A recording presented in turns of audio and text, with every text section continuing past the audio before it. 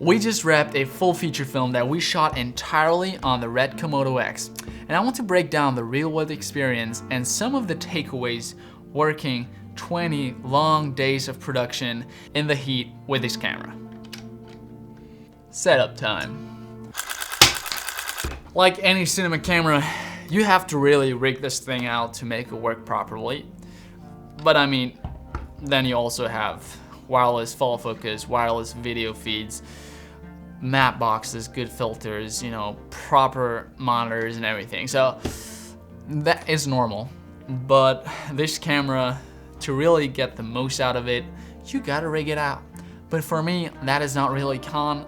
I love rigging out cameras, but it can be a con if your camera is broken down at the end of the set day, and then next day, it's a long, hard day and you just gotta first build out your camera. That can be a pain, but that is more like a con in general of filming with great cameras, not specific to this camera. To the first real con, and that is the boot up time. This camera is slow to start. We've timed it and it's about 50 seconds. And on a fast-paced set, that delay can feel longer than it should. I mean, usually the camera is never the last thing to be switched on. But when you do a, quick battery change, it can be really annoying when it takes another minute to just boot up the camera. But here is why you should never actually switch on the camera right before hitting record. And the reason is black shading, which is also kind of our next pain point, because if you don't let the camera sit and reach its operating temperature, you get really noisy footage. And that's not just some grain that you can embrace, it can be really distracting and make the image look unusable. Here's an example, a shot where we just quickly took the camera handheld, and yeah, there is reddish grain and it's terrible. Luckily, there was not a lot of red stuff, so we were able to just reduce the red color in the image, and it looked normal, like film grain. But it is definitely something to keep in mind when operating this camera on a professional set. And maybe, depending on the way you work, this might even make this camera unusable. And as I said, on a film set, you usually have time to set up each shot and get composition and lighting right. And usually, you have the camera switched on to do that, and so the camera warms up naturally. Next pain point, image noise. In the shadows, the image can be fairly noisy, especially when the sensor is not perfectly calibrated. Mid-production, I also told our DP to start exposing slightly to the right, just to keep those shadows a little cleaner. Which obviously meant we had to shoot wider open than I sometimes liked, or having to light a scene brighter. But when you do expose a little to the right, it can be really clean. The next 2 points are related to the monitor, which is obviously specific to the small HD RED monitor. So if you don't have that, you probably don't have that problem. But when you do get it, it's a $2.5 grand monitor. Yet obviously they only give you such a long cable, and you cannot take another cable from and it's a USB-C cable, so why? But yeah, so it's a short cable, 10 centimeters or so, and it's just enough to run from the monitor into your camera. Which basically, as soon as you want to do some sort of other rig, it's not usable. You cannot do a shoulder rig, you cannot mount it, I don't know, to something overhead or whatever and just run a cable down to actually use your $2,500 monitor, unless obviously you buy that cable, and each of those cables is $100, which, as I said, it's a USB-C cable. The second one is this monitor mount right here. There are no third-party monitor mounts that actually perfectly fit this monitor. I've searched through the entire web and I couldn't find a single one. So I first used another third-party monitor mount that was not really fitting well to the monitor, but that one sucked so much that I actually thought, okay, it's worse than the RED monitor mount. And basically the way it works is like it has a rod, a 15mm rod right here, and then it's kind of clamped on that. But if you don't have the tension set exactly perfectly, it will either just, you know, fall down all the time, or you over tighten it like it is right now, and you can barely even change the monitor's position. So you have to really try to find the sweet spot in between. And the monitor can freeze sometimes, even when the camera is still working fine and it's mid-recording or whatever. We've had it once or twice or 3 times, I don't know, where this monitor would just freeze and we had to unplug the monitor, plug it back in, and it would be good again. All right, the next issue is overheating of the camera, which is not catastrophic, but it can be a concern. Well, the fans kick in pretty fast, which is fine. Obviously, it has to maintain its sensor temperature and stuff, and we shot a lot in hot environments.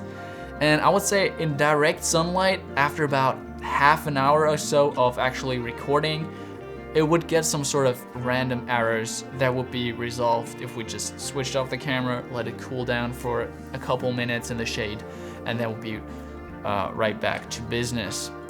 Because of that, we eventually just set up a little tent over the camera just to prevent that, and also prevent our DP and sound operator from overheating as well, because it was really hot and humid. So I guess it's not just the camera. But in general, overheating is not too big of a concern with this camera.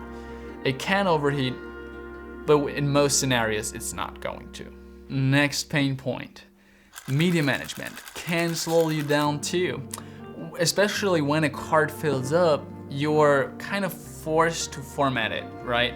Because you can't just selectively delete clips. And that can mean that, you know, precious minutes are lost on set.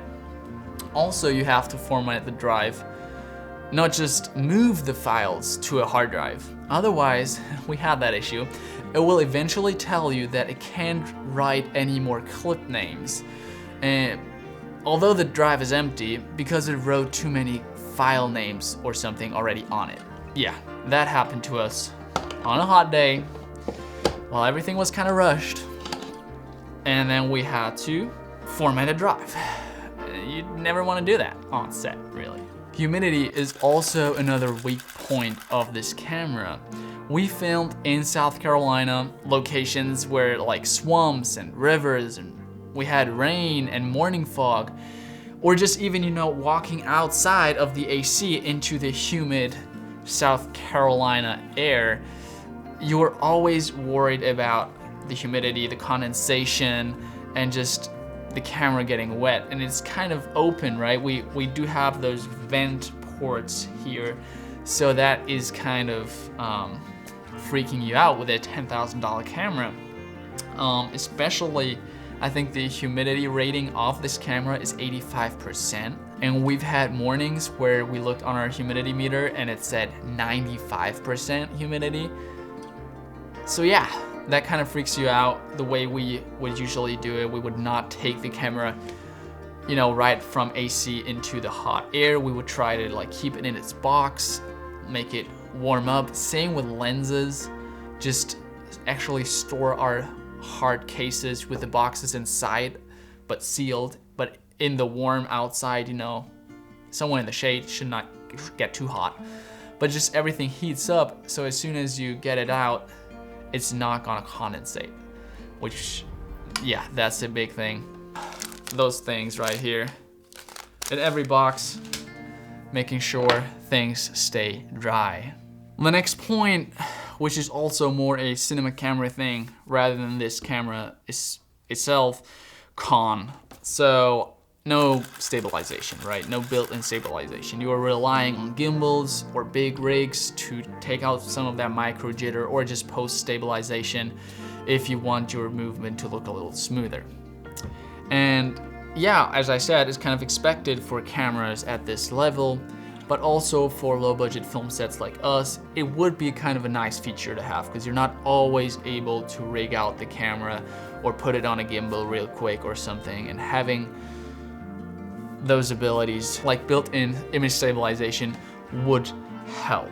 I'm not exactly sure if you can just put a Canon lens on it that has built-in image stabilization. I should try that out. In post-production, we also ran into a little editing problem with the camera, and that was where sound, like mid-shot, would be out of sync. And if any one of you knows why that happens, if there's something we've missed or whatever, drop it down in the comments, because we were really frustrated about it. So we basically had to mid-shot sync it up again. The next point is kind of regarding the audio input on this camera. And while it works and it sounds decent, I would say it's only a backup option. It's not something that you would ever want to trust for your primary production sound. The port is kind of flimsy. Then there's like this weird high frequency beep that is there just all the time. I'm not sure if that's just my unit or if there's something else going on. But then also it does have a certain amount of self noise that it introduces. And I know all those things kind of made this camera look really bad. Also, the rig is not built out entirely, and I'm sorry, we don't have all the stuff here in Germany. But let's go to the things that really make this camera stand out in the good ways. The first big advantage of this camera is the phenomenal dynamic range. This camera really pulls details out of the shadows and holds on to highlights in a way that just feels cinematic straight out of the box, but it also gives you so much room in post-production to shape your footage like you want to. The next big thing is the global shutter, and it's huge. There's no rolling shutter wobble, no jello effect. We had fast pans, whip movements, handheld shots, or driving with it, stuff like that, and the image just stayed rock solid. And honestly, that alone is worth considering a RED. The next pro is the SDI workflow, and again, that's also a thing that's not specific to the RED, but more to bigger, higher-end cinema cameras. And the SDI workflow just enables you to get a really high quality, almost instant video feed out of the camera. And it is not coming loose. It's not this weird big port like this, that just always feels so insecure. But it's just a super solid connection, thin cables. The next thing is the riggability, which I'm not sure if that's a word, of this camera. And you can, like I've had it in the beginning, can have a tiny setup that you can hang on to whatever kind of setup you have. Put it on a camera, car, crane, or on a gimbal, or overhead, or whatever. But you can also build it out to be rock solid, barely any, shake, micro jitters, or whatever. Have all sorts of video transmission or wireless, follow focusing, stuff like that. And that riggability is huge, especially for indie sets. We were able to strip down the camera, even put those small Rokinon lenses on it. Usually we use the bigger scene lenses, but we put the small lenses on it, stripped it out of just the essentials really, and then we were able to mount it anywhere we wanted. We have some really cool shots that we were able to get that way. All right, one of my last points, I promise, we're getting there. The app. I feel like the app deserves credit. It is super intuitive to use. It's functional. As I said earlier, we had the camera flying over our heads and stuff like that. Stripped down, just no display, no video transmission or whatever. And with the app, we were still able to get, in a decent range, we were able to get good video feed. We were able to adjust all the settings, and that was great. It usually works fairly seamlessly, a lot better than other apps that I've tried, especially from Sony or whatever. All right, my last thoughts about the Komodo-X after a feature film production. And I would say it does have some quirks, and it definitely requires practice and patience, but really the image quality you get out of it and the tool that it is, it's just hard to beat. And for us, those pros really outweighed the frustrations, and the results speak for themselves. Have a good day. God bless.